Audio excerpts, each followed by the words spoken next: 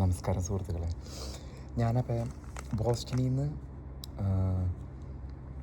Chicago വന്നു. ചിക്കാഗോയിൽ വെച്ച് 2 വാർത്തകൾ നിങ്ങൾക്ക് വേണ്ടി ചെയ്തിരുന്നു.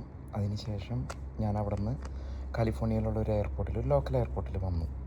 പക്ഷേ ഇവിടെ സാധാരണ രീതിയിൽ ഇതൊരു തിരക്കുള്ള എയർപോർട്ടല്ല. ഞാനൊരു റെൻ്റൽ കാറ് ബുക്ക് ചെയ്തിരുന്നു.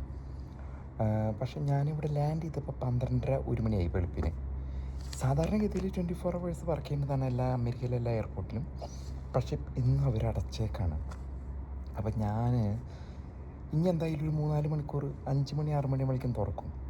അപ്പം ഞാനിവിടെ ഹോംലെസ് പോലെ ഇന്ന് കിടന്നിട്ട് നിങ്ങളോട് വാർത്ത വായിക്കുക എന്നുള്ളതാണ്. ഞാൻ കാർ റെൻ്റൽ പ്ലേസിലാണ് ഉള്ളത്. ഇവിടെയാണ് ഇപ്പോൾ ആവിസ് ഉണ്ട്, ബഡ്ജറ്റ് ഉണ്ട്, എൻ്റർപ്രൈസ് ഉണ്ട്, നാഷണൽ ഉണ്ട്, എല്ലാവരും ഉണ്ട്. അവരുടെ കാറുകളൊക്കെ ബാക്കിലുണ്ട്. അപ്പോൾ നേരം വൈകിയതിൻ്റെ പേരിൽ ഒരു 3-4 മണിക്കൂർ ഇന്ന് തറയിൽ കിടന്നുറങ്ങി ഹോംലെസ് ആയിട്ട് ഒരു എക്സ്പീരിയൻസ് ചെയ്യാം എന്ന് ഞാൻ തീരുമാനമെടുത്തു. അതൊരു നമുക്കൊരു അനുഭവമാവുമല്ലോ. ഒപ്പം തന്നെ കേരളത്തിൽ ഞാൻ വിശ്വസിക്കുന്ന പാർട്ടി അല്ലെങ്കിലും ആ പ്രത്യയശാസ്ത്രമല്ലെങ്കിലും ഐക്യജനാധിപത്യ മുന്നണിക്ക് എല്ലാ ഭാവുകങ്ങളും നേരുന്നു. ഇതിൽ എൻ്റെ അഭിപ്രായം, ജനാധിപത്യത്തിൽ നമുക്ക് അഭിപ്രായം പറയാം. അപ്പോൾ ഞാൻ എൻ്റെ അഭിപ്രായത്തിൽ പറയുകയാണെങ്കിൽ ഇത് ശ്രീമാൻ വി ഡി സതീശന് അവകാശപ്പെട്ടതാണ്. അദ്ദേഹത്തിൻ്റെ വ്യക്തി പ്രഭാവം കൊണ്ട് നേടിയതാണ് 102 സീറ്റ്. അപ്പോൾ അവിടെ വന്നിട്ട് കെ സി വന്ന് പിന്നെയും രമേശ് ചെന്നിത്തലയ്ക്ക് പിന്നെയും വരാം. കാരണം അദ്ദേഹം കുറേ നാൾ പ്രവർത്തിച്ച്, പക്ഷേ ഒരാൾക്കൊരു ഗുണമില്ലാത്തൊരു പ്രവർത്തനം ആയിപ്പോയോ, ഒരു നിലപാടില്ലാത്ത വ്യക്തിത്വം. അയാൾ വ്യക്തിപരമായിട്ട് അധിക്ഷേപിക്കുകയല്ല, പൊതുജീവിതത്തിൽ നിലപാടുകൾ ഇത്തിരി കുറഞ്ഞു പോയോ രമേശ് ചെന്നിത്തലയ്ക്ക്. ആ സീനിയോറിറ്റി പറഞ്ഞാണ് അദ്ദേഹം പറയുന്നത്. പിന്നെ കെ സി ഡൽഹിയിൽ അധികാരം കിട്ടിയ അവിടെ തെളിയിക്കണം, തിരുവനന്തപുരത്തല്ല. എനിക്ക് തോന്നുന്നു വി ഡി സതീശന് അവകാശപ്പെട്ടതാണ്.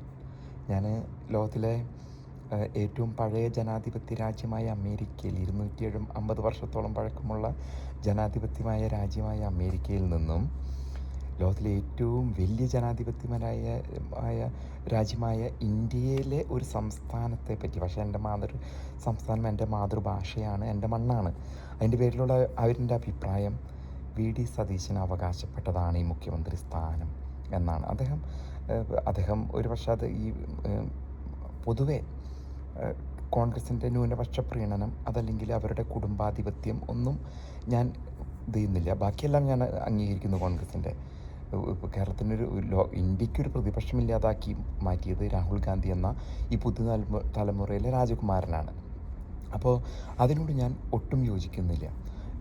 അപ്പോൾ എനിക്ക് പറയാനുള്ളത് വി ഡി സതീശന് തന്നെ കൊടുക്കണം എന്നാണ് എൻ്റെ വ്യക്തിപരമായ അഭിപ്രായം.